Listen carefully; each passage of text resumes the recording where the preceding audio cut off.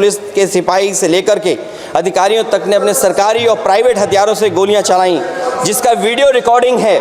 कमेंटमेंट में, क्रेडिबिलिटी में आपका कोई जवाब नहीं। नहीं ये नहीं कह रहा मैं। लेकिन दाईं तरफ वाले लोगों का थोड़ा हिसाब किताब अलग है। अध्यक्ष महोदय, मैं धन्यवाद देता हूं आपका कि आपने बहुत महत्वपूर्ण घटना पे मुझे बोलने का अवसर दिया है। संभल जो इसलिए जाना जाता था कि भाईचारे के साथ वहाँ रहते हैं लोग, वहाँ अभी से नहीं, सदियों पुराना भाईचारा हजारों साल से इसी तरह रहते आए हैं। लेकिन अचानक ये जो घटना हुई है, ये सोची समझी रणनीति के तहत वेल प्लान्ड हुआ है और वहाँ के भाईचारे को गोली मारने का काम हुआ है। जो घटना हुई है वो सोची समझी साजिश है। वहाँ जो खुदाई की बात लगातार अध्यक्ष महोदय देश में कोने कोने पर भारतीय जनता पार्टी और उनके सहयोगी और समर्थक, शुभचिंतक हमारे देश का सौहार्द, हमारे देश का भाईचारा, हमारे देश का गंगा जमनी तहजीब को खो देगा।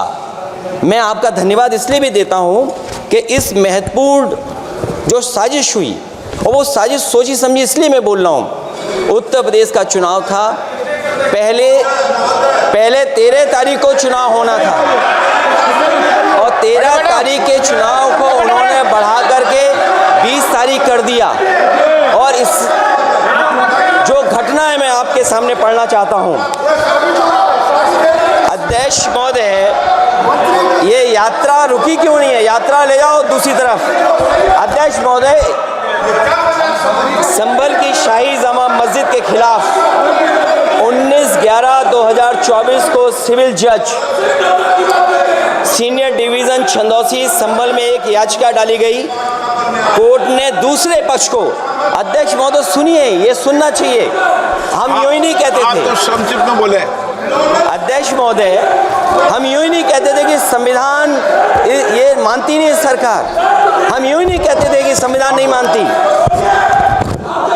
जब प्लेसेस ऑफ वर्शिप एक्ट है, प्लेसेस ऑफ वर्शिप एक्ट है, हम बनते तो बहुत कुछ हैं।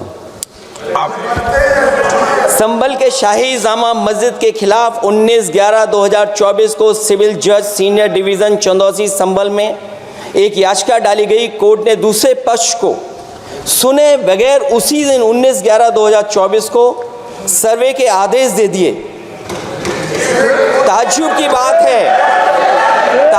बात है, संभल के जिलाधिकारी संभल और पुलिस अधीक्षक संभल आदेश को पढ़े बगैर 2 घंटे के बाद सर्वे के लिए पुलिस बल के साथ शाही जामा मस्जिद पहुंच गए। जामा मस्जिद की कमेटी, जनप्रतिनिधि, उलेमा इकराम, सभी अधिवक्ताओं ने सहयोग दिया। जिलाधिकारी संभल और पुलिस अधीक्षक संभल ने 2.5 घंटे सर्वे के बाद कहा, आप सब सर्वे पूरा हो चुका है और अब रिपोर्ट कोर्ट को भेज दी जाएगी। लेकिन दिनांक 22/11/2024 फ्राइडे को जुमे की नमाज के लिए लोग नमाज अदा करने के लिए जामा मस्जिद पहुंचे, लेकिन पुलिस प्रशासन ने बैरिकेड लगा दिया ताकि लोग नमाज न पढ़ सकें। उसके बाद भी लोगों ने संयम बरतते हुए नमाज अदा की और किसी प्रकार का विरोध प्रदर्शन नहीं किया। 29/11/2024 को कोर्ट की अगली तारीख तय थी। शाही जामा मस्जिद की कमेटी और मुस्लिम समाज के सभी लोग कोर्ट में केस की पैरवी के लिए तैयारी कर रहे थे, परंतु दिनांक 23/11/2024 की रात पुलिस प्रशासन द्वारा कहा गया 24/11/2024 यानी अगले दिन सुबह को दोबारा सर्वे किया जाएगा। शाही जामा मस्जिद कमेटी और अधिवक्ता ने कहा कि इस सर्वे तो मुकम्मल हो चुका है, अब दूसरे सर्वे की क्या आवश्यकता है? कोर्ट के आदेश का हमने पालन कर दिया। अगर दूसरे सर्वे कराना है तो दोबारा आदेश करवाएं, कोर्ट के आदेश के बाद हम दोबारा सर्वे करा देंगे।